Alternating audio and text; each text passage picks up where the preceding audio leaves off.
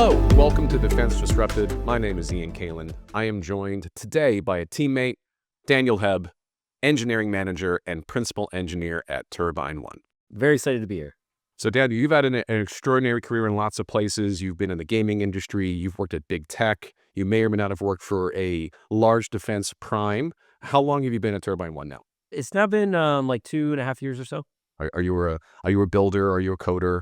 Are you an AI practitioner? Oh yeah, absolutely. No, so I love to write code. That's why I went to school for code, and that's what I've been doing for the last almost 20 years now, which has been super, super fun and awesome. I guess I got into it, right? Like, so my dad was an Army intel officer, and he did that for a long time. So like some of my earliest memories are like, guys in fatigues hanging out, it was like my earliest memories are like my dad in fatigues and that sort of thing. And we just always had technology around, a lot of stuff like that. So it really jazzed me for, like, especially early on, working with the military. And so that's where I went right out of school. I went to like a large defense prime and got right into it. It was kind of, I would say, always the career plan that I had, even if I kind of got into it through games is how I might put it. But that was essentially where I was, very, very early on.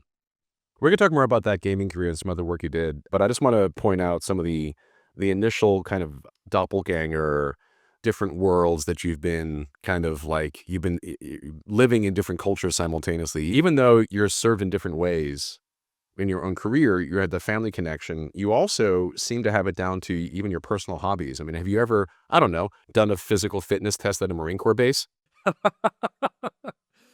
Yeah, I mean, I guess I like hard things. Yeah, I mean, and you can see here, anybody on the video, like, you can see I've got, these are Go Ruck stockings. I mean, the whole mindset and culture of that, like, embrace the suck, that mentality, like, it resonated with me. Like, the first time I didn't even remember the first time I heard that type of mentality, but I was like, "Ooh, yeah, yes, that is what I want to do." An immediate shift in like hobbies, and as soon as I discovered it, was a thing that was like, yeah. So I got very much into rucking. I have done the Marine Corps boot camp challenge down here in San Diego, which is a lot of fun. The Marine Corps, the MCRD, they open up the base for the public to go and run the obstacle course, and they make fun of you while you do it, which is perfect. But that's really fun, and I've done that. Really enjoy it. So, Daniel, I have a question about something that I see as being different cultures. You have engineers, perhaps in the national security industry, you have the big tech engineers, and at least historically, where I live in the Bay Area, that those have been cultures that have conflicted. That famously in the news had concerns where one group of folks didn't want to work in the other sector and vice versa. Has that been your observation as well? Has that been something you've seen? Oh, absolutely. I mean, and I think there's a bunch of reasons for it too, right? Like, I'd say it skews very young in the tech scene, especially in the Bay Area. And I think that unless you've had like some amount of, I don't know, like, unless you have like a real reason to be in the defense industry, like, you have this perspective of like, in Silicon Valley, you can move fast. Everybody's doing the latest and greatest, and there's a very, you're risk averse, I think, is a word that you wouldn't argue with, of how you approach technology, right?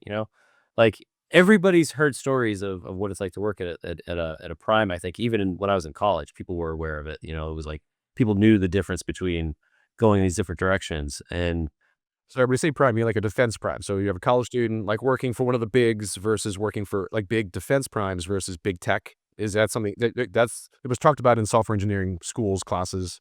Is that what you mean? absolutely, yeah, yeah. A lot of people had internships. Everybody kind of knew, that there was just like, there was this sense of like, well, I could go work on 20-year-old tech, or I could go develop the future. You know, Okay, yeah, I can see that being a dividing line, and then the people that choose to go into those cultures becomes this self-selective reinforcing prophecy. Is that a fair cultural criticism? Yeah, I think so, because like, there's definitely a group of people who feel compelled to do, like, okay, like, I'm a technologist, but like, I care about what the output is. I really there's a reason for me to be here above and beyond just like an interest in technology. Whereas, you know, a lot of people see the I would call it the more immature aspect of things. Like the fame, fortune, etc. Right, like that gets drawn directly to the San Francisco Bay Area, whereas the traditional defense industry draws people who are much less interested in that, much more interested in the meaning of what they're doing. So you just for a number of reasons, for the technology reasons, for the pay reasons, like all those things kind of add up. Yeah, there's a certain contrast too. So I love that you've lived in those different worlds and have had some fun exploring them together. There is kind of this cultural connections that I think a few communities have, like I would say the sporting, athletic, industry, elite athletes. There's a lot in common between having the grit of high performing teams, small high performing teams. You can say that language in an Olympic team as much as a special operations team. I think those are some things that connect. One of the things that is a bit different that I think you just started to touch on, I'd like to explore a little bit more, is risk taking. So broadly speaking, I think in the federal government, most bureaucracies are not risk takers. The work of the Department of War is risky, and yet I think the day to day is all about risk reduction, reduction to force, reduction of risk to mission, risk to force. People live and budget in those areas. Then you go to some places like the gaming industry. So you were at Twitch for a few years. I think you were at Facebook, Meta as well for a bit. Those are organizations that are famously anti-risk. Move fast and break things, I think, was the corporate mantra, right?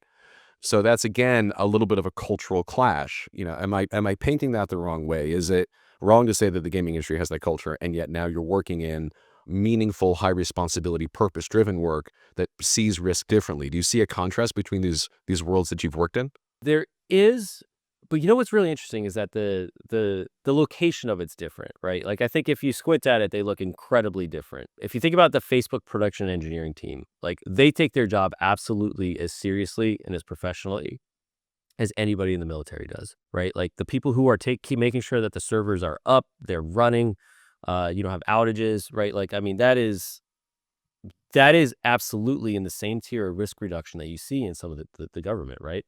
What I see as a hard time is differentiating the different parts of the stack in terms of where the risk gets placed in military technology and how to go about it, right? Like so I think the end result, the end mentality, I actually think is more similar than you would think. But how to get there, how to get to that place of, because if you think about Meta's, like the actual service of Instagram, right? Like they're not taking risks with, can I open up the app and see my feed?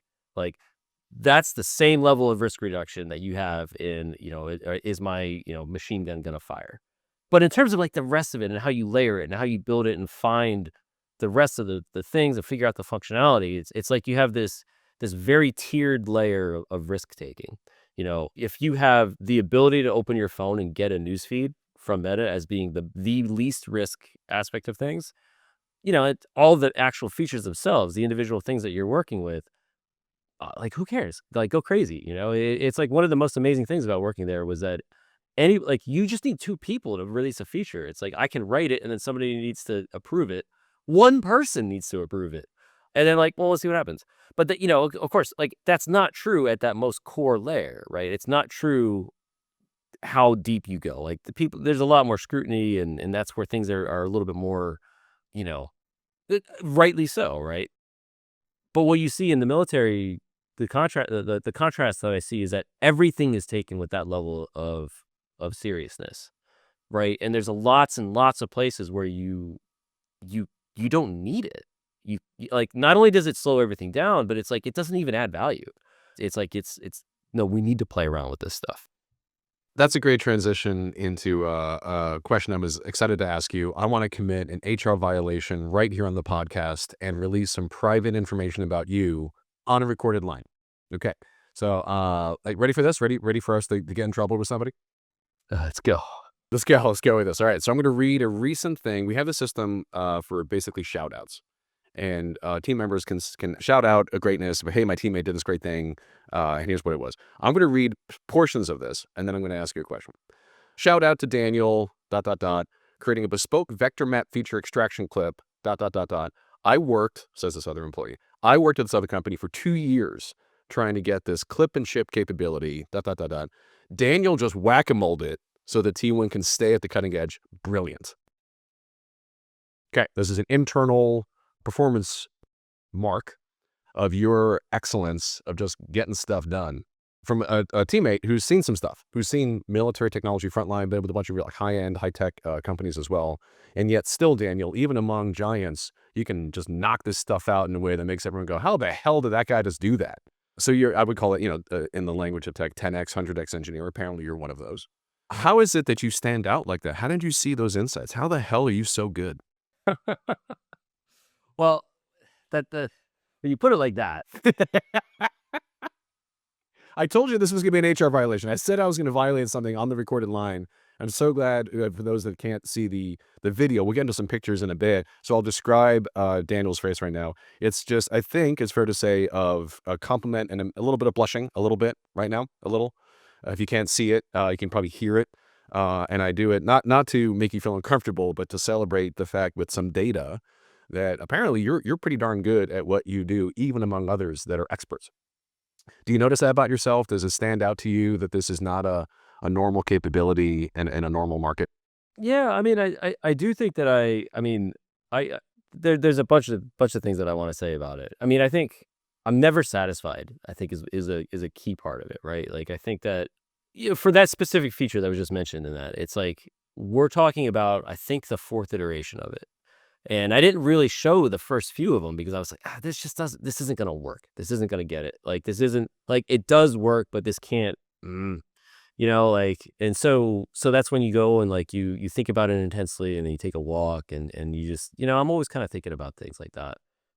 Honestly, like one of the things that I like to bring is like, I read broadly. I have a lot of varied, like interests, and there's a lot of things that you can synthesize. I think there's a book I recommended to somebody who wanted to get better at, what they were doing. They were a product manager, and he was kind of transitioning from code into product. And the book I recommended was The Creative Act by Rick Rubin.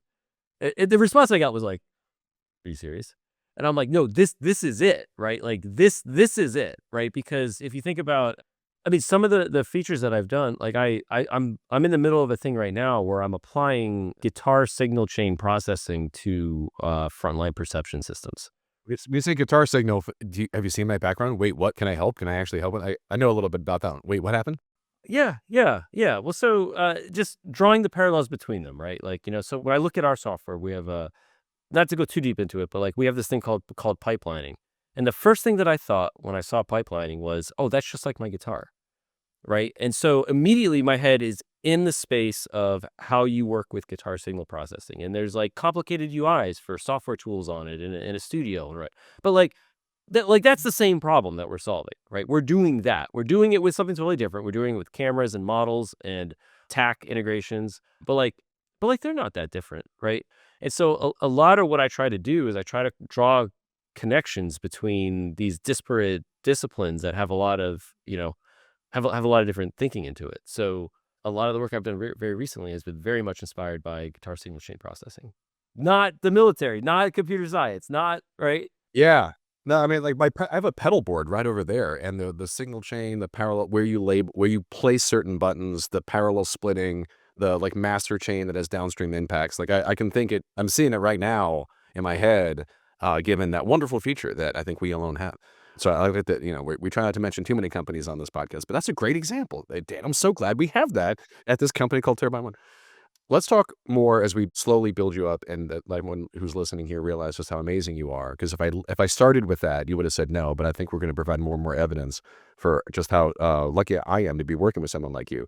And but to do that, I'm going to now transition from that insight into your skills into a little bit of your experiences as to where you've been. So there's a field component to our product, right? We're frontline, field first, end user first. That sometimes means that engineers need to get out there into the field. Do you have any evidence of that, Daniel? Anything from your personal cell phone that might be worth sharing of what it's like for you to have some fun with a different kind of software engineering? Yeah, let me share this picture here. This is what it looks like to write code on a boat. If you're Ah. listening, you can't tell there's a person there. Yeah, so I'm on a pontoon and I'm completely covered by a rain jacket. You can't even really tell there's a person there. And I'm just huddled over a laptop trying to, because it's like I couldn't see the screen. So it was like, and you get the splash going and all that stuff.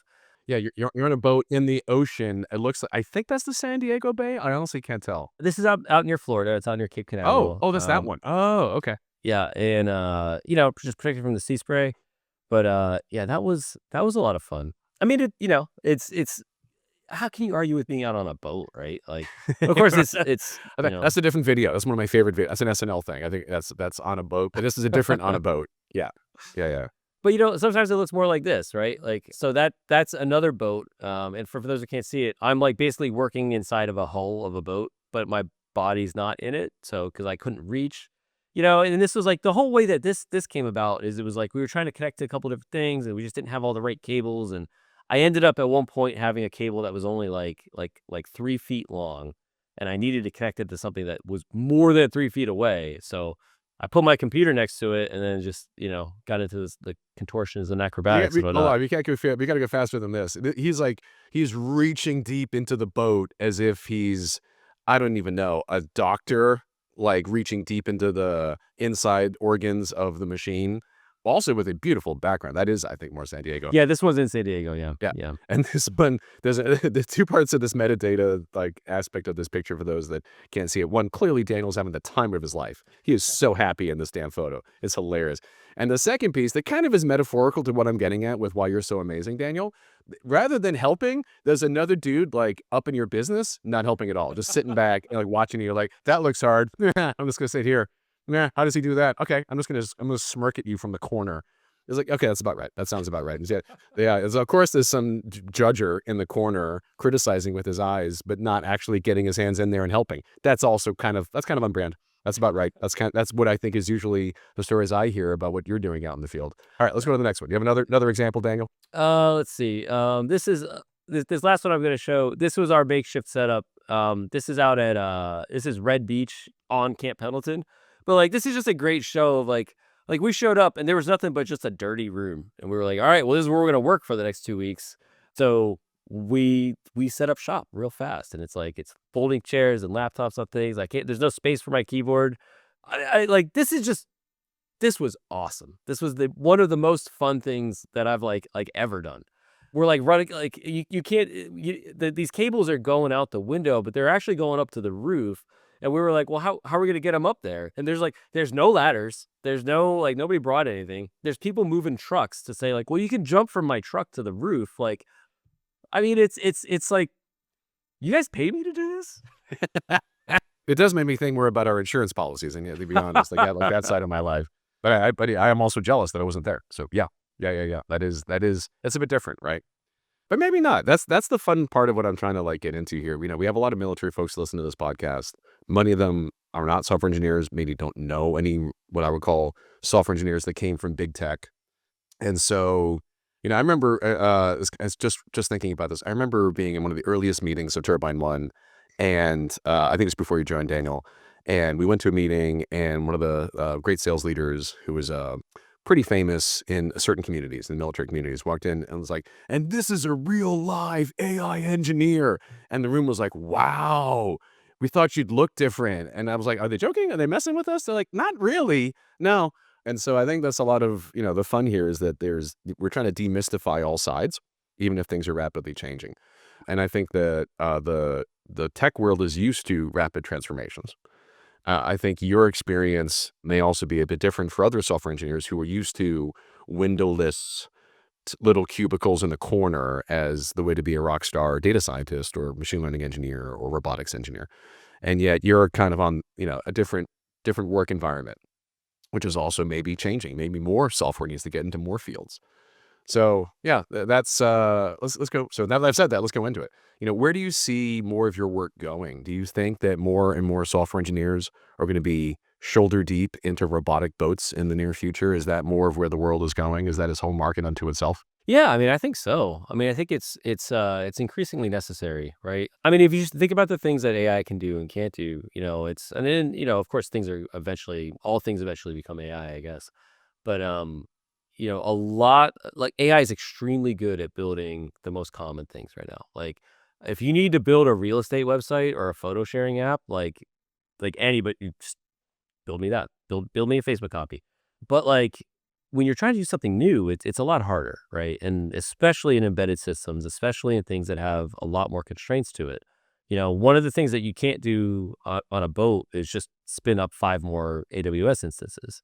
Well, a lot of the other, domains, most positions, if you're a software engineer, like, there's always this trade-off between performance and cost, right? Like, ultimately, the value of a lot of what you're doing on, like, the back end in most positions, in most SaaS applications, right?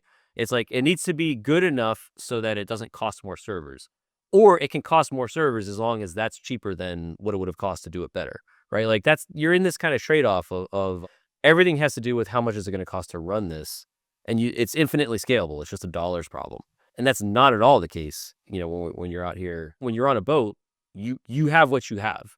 You're not getting anything else, and so everything's about what can I squeeze out of this? How can I make sure that it's the most, really getting into that, and it's just like you have to get out there and do that. You're not gonna be able to do that at your desk necessarily, right? Like, No, I think it's one of your special skills is that you're willing to get out there, and then when you get out there, you learn new things. You used the phrase just now. I want to dig it deeper into embedded systems, and I'm thinking to myself, like, mean like on-prem systems? Is that like an edge computing thing? Like, I'm kind of retranslating that in my head, and I want to explore it a bit more. So, I don't even. Let's just call them. I don't even know. I'm trying to think of a catch-all here. Like, I think from our work, you've seen a lot of, I'll call it robotic systems in the field. Let's call it that. Not even autonomous necessarily. Just like this, the military uses the word platform to describe like aircraft. Different than like the way tech companies see platform as like, a digital service or a SaaS business. Even the word platform, I think, it mistranslates. But if we talk about platforms in the military context, which means these robotic type systems, that I think is another way of saying embedded hardware, software systems. How easy has it been for you to interact with all of these? So there's getting out there, your previous point, but then when you get there, are they accessible? Are they interoperable? Do they work well with each other? oh man, well, I mean, no, nothing works with anything, and you can't even work on your own things. Why not? But they're MOSA. They're massive open systems architecture, Daniel. There's been policy. Everything needs to be interoperable. So it's been done, right? What you have is you have a stack of rules that individually all make sense, and they add up to something that makes no sense. Like that's how I would put it. Like every policy individually is I get it, it makes sense. But when you put them all together, like so at one point I was on base in Coronado, and we brought a piece of hardware with us. We were doing an exercise. So it's my own hardware, or T1's own hardware. But it's installed on a vehicle. It's installed somewhere that it's not owned by us. It's like cool. So I have a repeating an exercise. I have some software updates I want to do to it. So I'm standing there. I've got my laptop. I've got a USB drive, and I'm standing next to the boat. Our box it's 2 feet from me. And I've been hanging around there for about an hour waiting to get on this box. And our Ed Paninsky comes over to me and he's like, "What are you doing?" Friend of the pod, Ed Podensky, yes. Yeah, our chief of mission, right? And so he's like, "What are you doing?" I'm waiting to put my software on this box. And he's like, "That box." I'm like, "Yeah, that one right there." And he's like, "You can't get on it." I'm like, "No." And he's like, "And you're waiting for it." I was like, "Yeah." He goes, "The Chase wouldn't put up with this shit."